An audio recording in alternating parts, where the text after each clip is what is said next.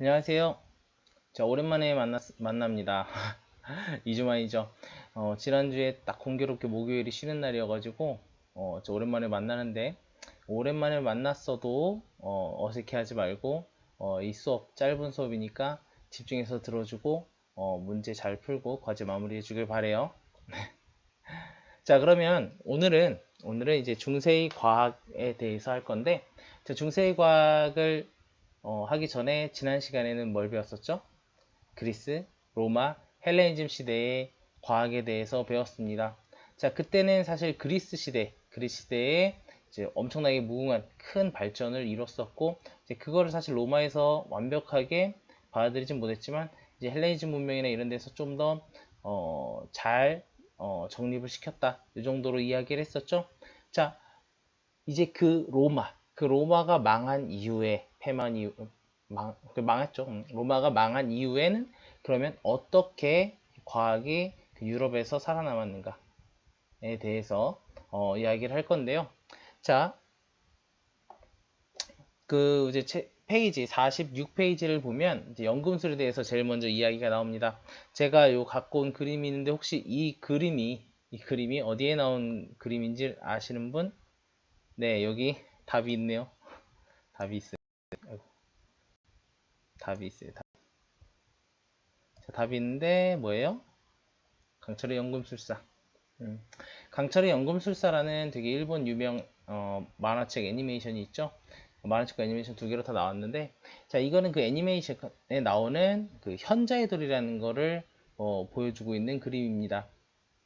이 현자의 돌이라고 해서 그 당시에 이제 되게 센세이션을 했던 게, 이 현자의 돌이 있으면 이제 죽은 사람도 되살릴 수 있고, 그리고 그 뭐 어마어마한 그 에너지를 가져서 이제 뭐 세계를 지배할 수 있다, 이런 느낌의 그 현자의 돌이었고, 그래서 이거를 얻어내고 차지하기 위해서 수많은 뭐 거기에 이제 뭐 연금술사라는 사람들이 노력을 했다라는 그 세계관에서 시작한 애니메이션이었죠.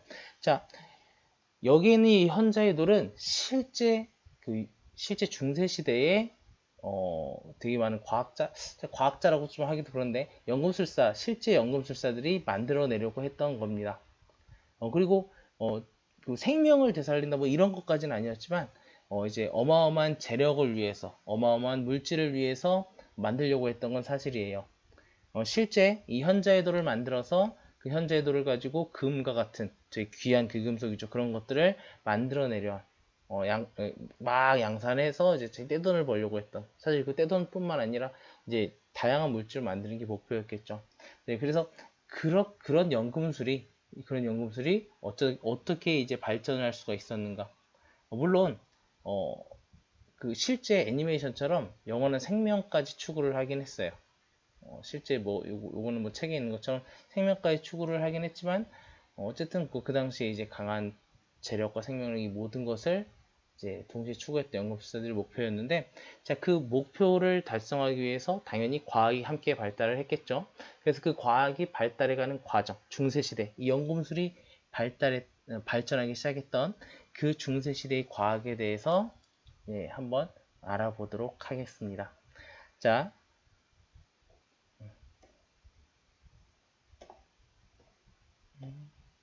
왜 안 되지?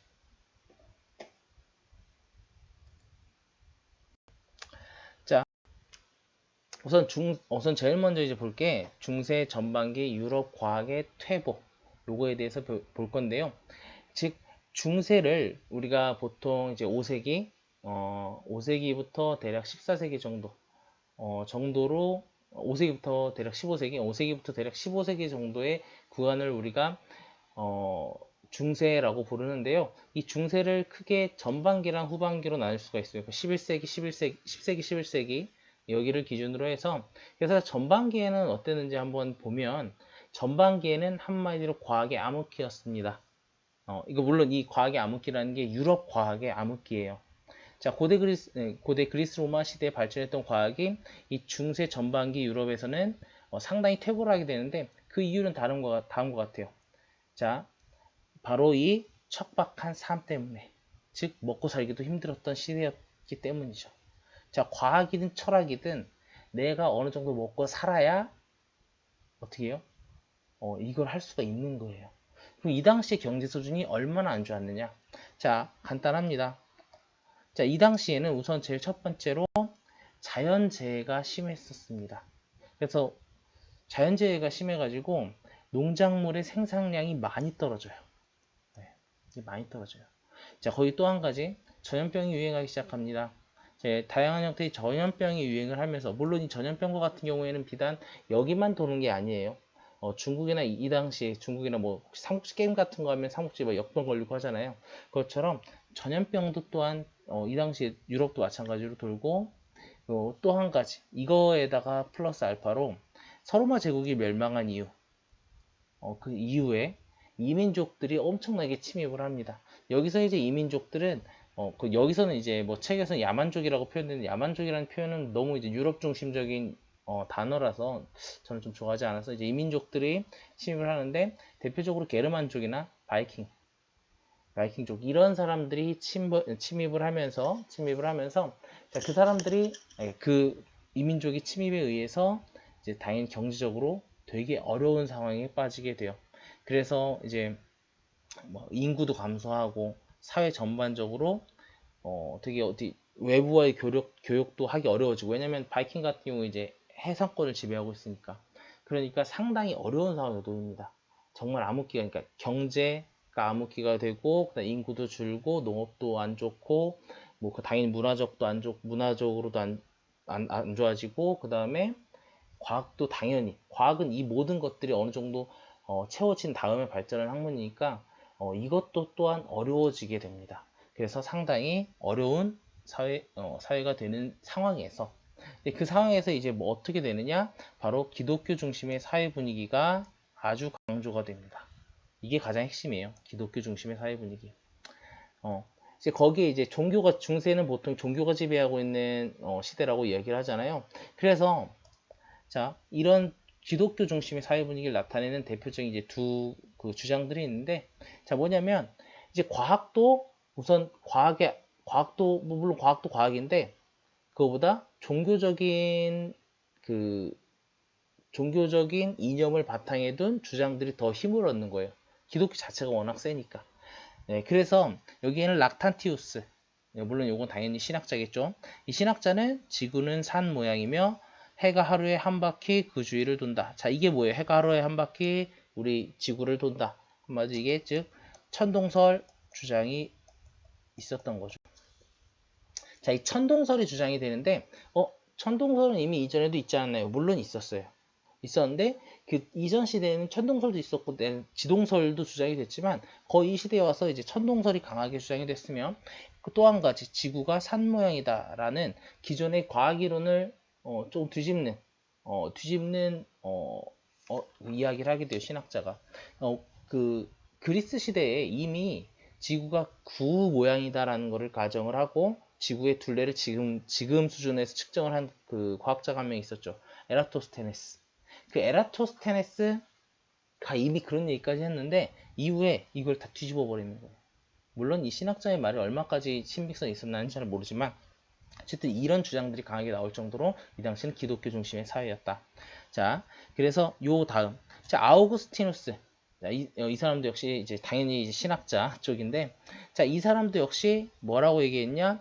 아담 자손은 그 아래 그 반대쪽까지 간 적이 없으므로 지구 반대쪽엔 사람이 없다. 철저히 기독교 성경 중심적인 주장이죠. 그래서 그 주장에 따라서 되게 막 이런 얘기를 해서 당연히 우리 주변 이 지구 우리가 살고 있는 이쪽에만 사람이 살아. 그리고 아예 좀 그 고대 그리스의 상당히 중요 업적을 무시하는 발언을 하는데 데모크리토스의 이름이 들리지 않았다면 데모크리토스 뭘 주장한 사람이죠? 원자론이죠. 자, 그 이름이 들리지 않았으면 훨씬 좋을 뻔했다. 자, 원자론 자체를 부정을 하게 됩니다. 예. 자, 물론 이런 것들이 사실 뭐 그 당시 얼마나 설득력이 있었는지는 중요하지 않아요. 왜냐면 정말 신학적인 이론에 의해서 했고 사실 이런 주장 자체에 그 집중할 정도로 사람들이 진짜 어렵게 잘 사는 상태가 아니었기 때문에 중요하지 않지만 어쨌든 이런 주장들이 주류가 될 정도로 그 당시는 기독교 중심 사회였다. 라는 거죠. 자, 그래서 어떻게 되냐. 이 유럽 과학이 이 정도로 퇴보가 됐구나. 유럽 과학이 이 정도로 퇴보가 됐으면 이후에는 어떡하지? 이후에는 어떡하지? 예. 이후에는 어떻게 되냐면 당연히 유럽은 거의 이런 그 약간 너무나도 암흑적인 분위기였는데 그나마 다행인 건 뭐냐? 바로 이유는 아니고 이와 동시대에 이슬람 문화권에 있는 나라들이 이 과학을 살려낸 거예요. 그러니까 과학이라는 것의 자연철학, 과학의 명맥을 유지시켜 준 겁니다.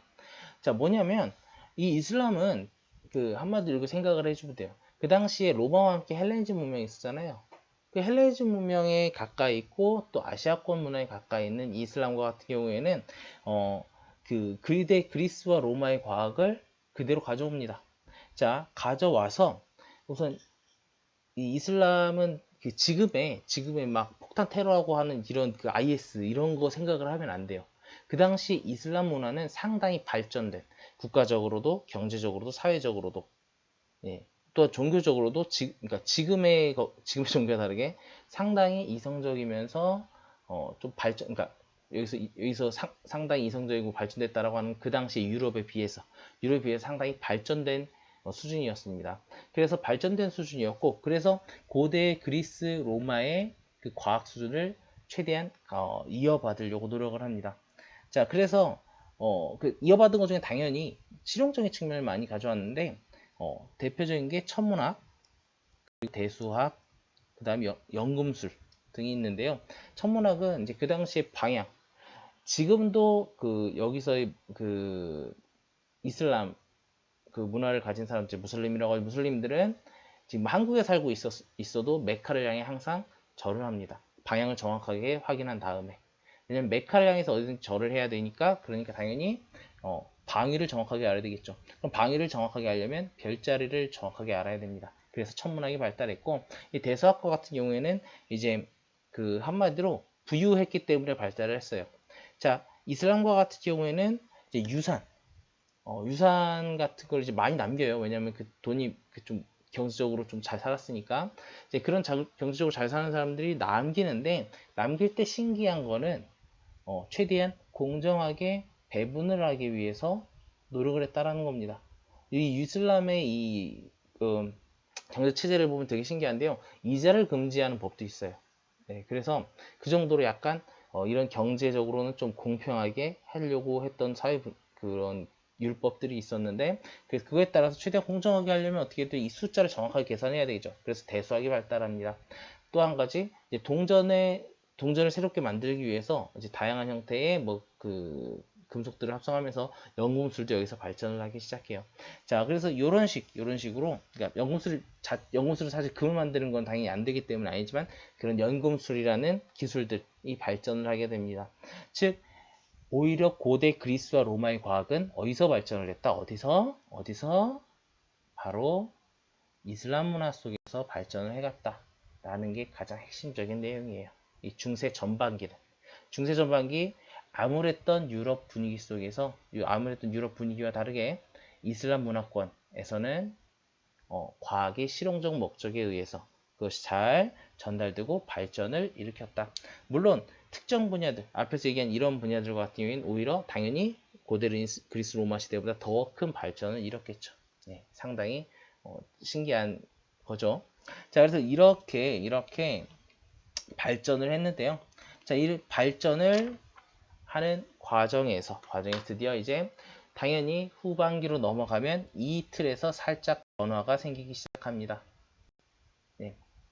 자, 이 중세 후반기로 넘어오게 되면 대충 10세기, 11세기 보통 이제 1000년대, 1000몇백 년대에서 11세기부터 본격적으로 이제 좀 다른 양상을 띠게 되는데요.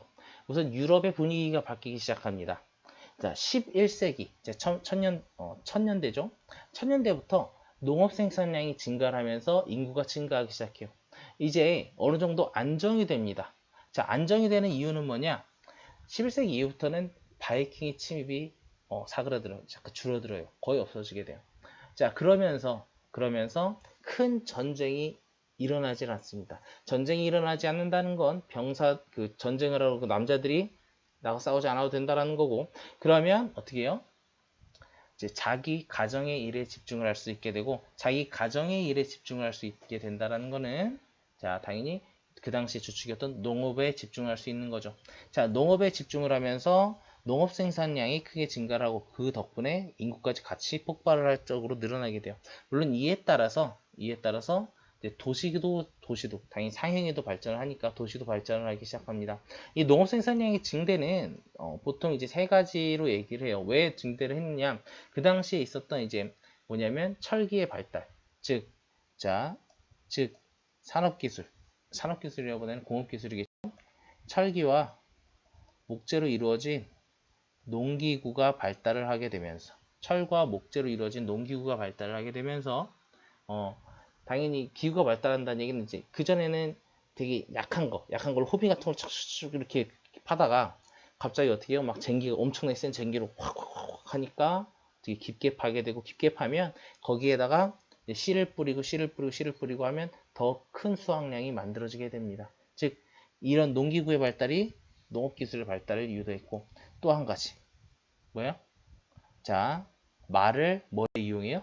농사에 이용하게 돼요. 자, 지금도 그 힘의 단위로, 자동차의 힘의 단위로 뭘 사용해요? 마력을 사용하죠. 즉, 말이라는 거를 농업에서 사용을 하면서, 얘와 같은 경우에는 막 천리마 뭐 이런 얘기 나오잖아요. 지구력이 엄청나게 셉니다. 지구력이 좋아서, 자, 농사 짓는 시간을 늘려주고, 그래서 당연히 더 큰 수확량을 가져오게 돼요. 그래서 요 말을 농사에 사용하고, 이런 이런 것들이 원인이 되어서, 이유가 되어서 점점 하고, 물론 농업 기술도 발전을 해요. 이제 휴경지를 만들어서 이제 돌아가면서 뭐 이것저것 작물을 심는 이런 농업 기술 자체도 발달을 하면서 이렇게 폭발적으로 어, 농업을 하게 되고, 자, 즉 이제 경제적으로 어느 정도 살 것 같아요. 경제적으로 자기가 살 것 같으니까 뭘 했냐면, 이제 그 보건운동이라고 해가지고, 보건운동일 맞을 거예요 아마. 자, 뭐냐면 자신의 이제 땅에 있었던 이제 무슬림 근거지들을 이제 다시 되찾아오기 시작합니다.